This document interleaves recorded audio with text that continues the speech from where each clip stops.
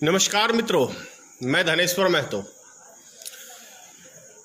अब मेरे ख्याल से मुझे लगता है कि भारत के एक एक नागरिक को समझ में आ जाना चाहिए कि देश के जो हमारे चुने हुए प्रतिनिधि हैं, प्रधानमंत्री हैं, वो कितने अक्लमंद हैं।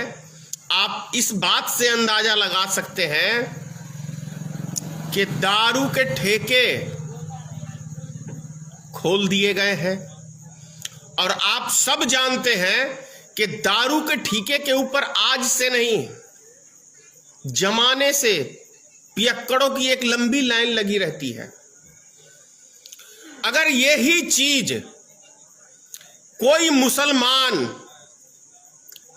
यदि इस तरीके की लाइन लगाता तो मैं समझता हूं, मैं क्या हूं, पूरे 100% दावे से कह रहा हूं कि पूरे देश की अभी मीडिया और जितने भारतीय जनता पार्टी के लोग हैं, उस एक मुस्लिम समाज को बदनाम करने के लिए पूरा का पूरा महकमा भी लग जाता और हिंदू मुसलमान करना चालू कर देता।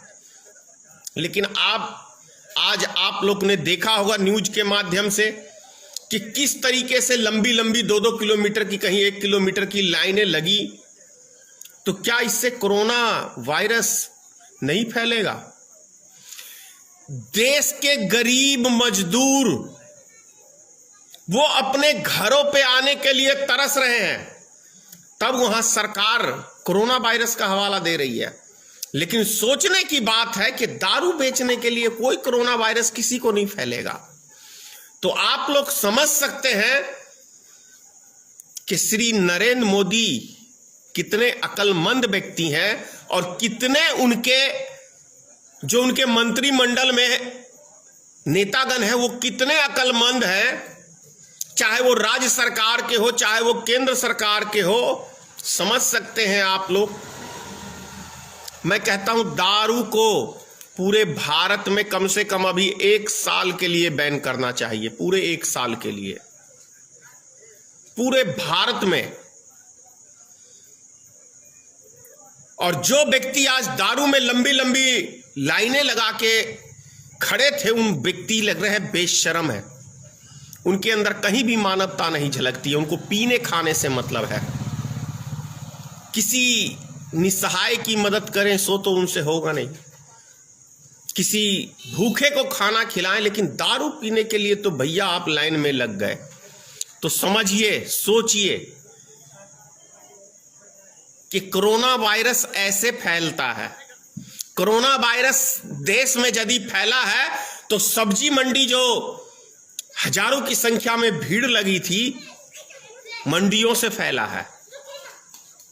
भीड़ भाड़ वाली जगह से फैला है जहां पे सरकार कंट्रोल नहीं कर पाई, वहां से कोरोना वायरस और फैला है।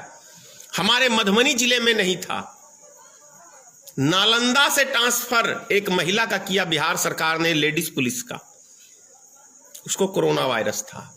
अब सोचिए कि लॉकडाउन के अंदर ट्रांसफर का क्या मतलब है। समझ में आ रहा है आप लोग को?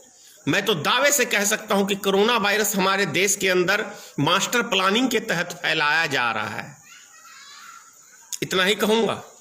जय हिंद, जय भारतीय मित्र पार्टी, सीताराम। मां भगवती हमारी जो एक मूर्खों की जमात सेंटर में बैठी है उसको सतबुद्धि दे और साथ में राज्य सरकारों को भी सतबुद्धि दे, ऐसा ईश्वर से कामना करता हूं। जय मां भगवती, जय हिंद।